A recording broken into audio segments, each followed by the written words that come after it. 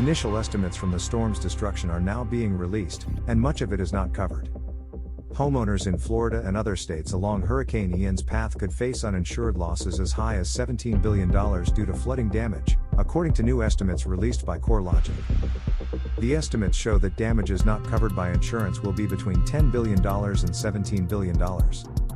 The uninsured losses from Hurricane Ian are expected to be nearly the same as what the covered losses are predicted to be, which is somewhere in the range of $8 billion and $18 billion. The reason that the uninsured losses are expected to be so high is due to the devastation left behind by overland flooding from the storm. Although wind damage is typically covered by a standard homeowner's insurance policy, this is not the case for overland flood damage.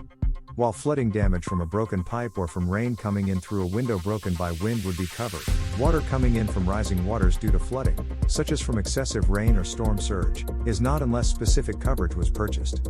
Those policies are usually sold through the National Flood Insurance Program, offered by FEMA.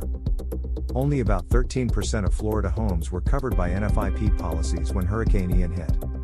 Homeowners across the United States will usually choose not to purchase additional flood insurance coverage through NFIP unless they live in a designated floodplain, which are the areas that FEMA deems to be at high flooding risk. According to the Milliman actuarial firm's analysis of the storm, even in the counties where mandatory or voluntary evacuation orders were put into place ahead of the storm, only about 18% of the homes were covered by flood insurance. The reason many homeowners not living in floodplains choose not to purchase the extra coverage is that it is not required by their mortgage lenders.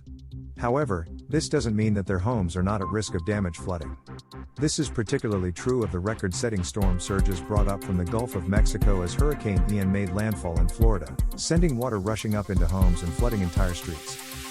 Thank you for following LIN. Make sure to hit subscribe and sign up for our weekly newsletter.